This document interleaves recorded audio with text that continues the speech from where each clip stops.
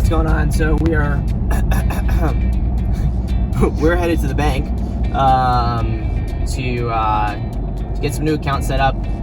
I'm not going to tell you why right now, but once we get done at the bank, we'll go ahead and backfill you on, really what the purpose is of going to the bank, why we're setting up some accounts, and the importance behind using a local bank and building a relationship. I love how in sport modes though, like automatically the action is just that much more.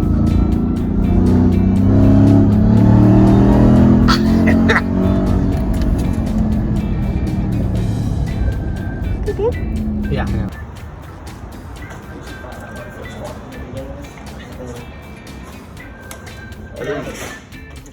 Good, how are you? Good to see you again. Yes, sir. Hi, I'm Chrissy. Nice to meet you. Come on in. It's supposed to be like 80 degrees and I'm like, Okay, never mind. I did it yesterday and then I sat in here and froze. yeah. So I can't figure it out right now. Okay, so I think I've got just about everything going. Okay. You were obviously already in the system, so that made it super easy. Nice. We're opening 3 accounts for Combatant Media. Is that correct? And we're gonna do I think we're gonna do a for like a personal local account, and that is a fantastic account. You get free checks, there's no minimum balance, you get free ATM around. The business card doesn't have that perk, but the personal does. So if you needed cash, you could pull it without getting the $3.50 or $4 for an ATM fee. I feel like I'm missing something, but those are usually the big perks. You're not going to have any service fee on that one. So just the business accounts. Gotcha. Yeah. And, that's what I'm missing. The personal account earns 0.25% interest. Oh, really? Which is unheard really of for a good. checking account. Yeah, it's fantastic. So thank you for saying it's good, because people are like, oh, that's not very good. I'm like, you do have checking accounts, especially right now in this climate. So Cool. I'm pretty happy about that. So that's good news. Any questions on Combatant? All seems good on this? Yeah, no, we're good. All right, so we just got done at one of the banks now. We also got a bite to eat really quick. And now we're at our second bank. We're gonna take a bunch of money out of this bank. It's gonna be awkward. And then we're gonna go to the other bank and deposit it. So we're not gonna totally drain all the accounts that we have with this bank, but we're getting rid of 4 of them. No, 5 accounts from this bank and stick them in this other bank. So let's go make this awkward moment end.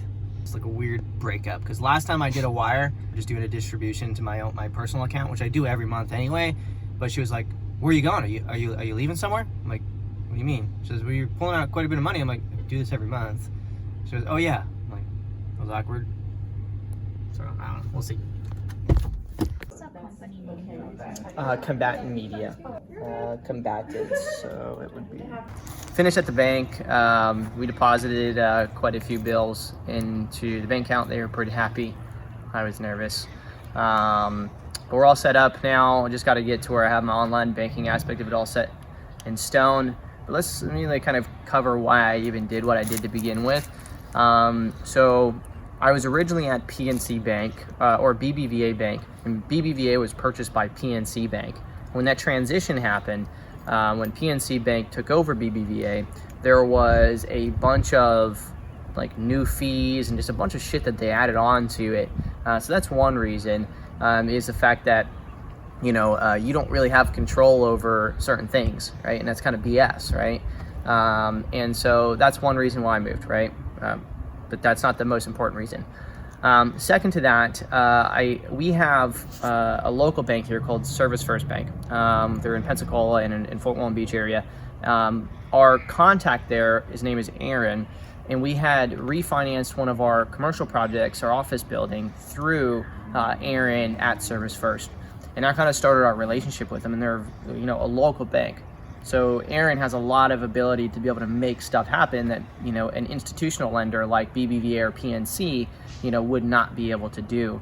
So there's a really big relationship there, meaning that they want us to be successful, because the more successful we are, the more successful they are. International banks, institutional banks, they're just not like that, right? They don't have that same kind of community aspect. When you walk in, it's a little bit different, So what's really important as you continue to grow your businesses, you continue to make more money, is that you diversify where your money's stored, right? There's the Tyler Bank, which is my safe, right, which I pulled money out today to put, some more into that. There's the banks that are local, which, you have kind of access to. You can kind of grab in the neck of somebody if you have to, in terms, obviously, not quite literally, or maybe literally, but there's people that are much higher up the food chain in the bank locally that you can kind of access. You're not going to be able to really do that with PNC Bank. They're a massive bank, and it's just, you don't have as much control, right? They don't really care as much about you. It's more about the checkbox, right? And so diversifying your money is really important to be able to have access to it. If one bank shuts down, like let's say the government puts institutional banks to say, hey, give us their money, or give us their bank statements, or do this or do that, they're going to follow suit, right? Compared to local banks, they're localized. And something that I've always preached, and I've told you guys, that doesn't matter what's happening globally, it doesn't matter what's happening nationally. If your local economy is good, then you'll be good. So find ways to make sure that you're embedded into the local economy as much as possible. What is the housing rates doing in your local market? As long as housing is good in your local market, it doesn't matter if the rest of the place is crashing, because your local area is fine. In my market, we got military bases. We have, other, bigger local banks. We have, obviously the vacation and stuff. Even if vacation stuff crashes, our local economy is going to be good from a real estate perspective, because we have so many military coming in and going. So little things like that. So as long as you have a good local market, you'll always be great. That also means being more involved in your local market, getting to know the big local banks, getting to, be seen at local events, and becoming more embedded in that local market. Think about it this way, a good way to think about this. If you can get $1 every day, or even once a month, from 50% of the market share in your local market, how much money would you make, right? And so it kind of puts you in a perspective of, even if you got $1 once a year, right, from your whole population in your local market, how much would you make? It really gives a good idea of like how much local, business is to you as an individual. Global and national growth is fantastic, but many people build a large sum of wealth just in our local economy. All right, so we switched phones really quick because Mason's was dying, but basically what I was saying is local wealth, right? Local wealth can be grown drastically, or your wealth can be grown drastically just by embedding yourself even locally. Like, you don't have to start Facebook ads to start coaching people in real estate. You can start a local meetup, for example, and you can make a lot of money just growing people locally as investors, and they can find you deals, things like that, right? So getting embedded locally is really important. And so that really also means supporting local banks, local food, restaurants, local, service providers, and trying to just keep the money local in your market. Because the more money you make, if you're $1 million company, right, and you're using your local bank, and you're storing your $1 million, $2 million, or however much money that you have in your bank accounts in that local bank is going to thrive and become better, which means that ultimately they're going to be able to serve you better, and that community ultimately thrives more, right? So one of the reasons why local economies fail is because everybody takes their money out of that local economy because they don't like the decisions that are being made, and they put them in other locations, which causes almost like a local collapse.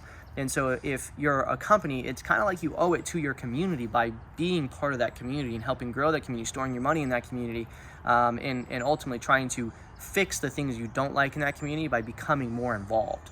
Right? So that's one of the reasons why I moved my money from an institutional bank to a local bank, is for that alone, right? To become more involved. Third to that is simply the relationship, right? If I store my money with them and I already have loans through them for rental properties and things like that, they're going to be able to see my statements. They're going to be able to see what we're doing. They're going to be able to see our growth, and that's going to create between our relationship and the fact that they can see the money and they're using my money already to grow their own company. Because by the way, that's how banks work. You store your money, they use that money, and it becomes fake money. And if you need to withdraw money, they need time to pull that money out of wherever it's invested. That's just they use your money to give loans out to other people. Okay, that's how it works.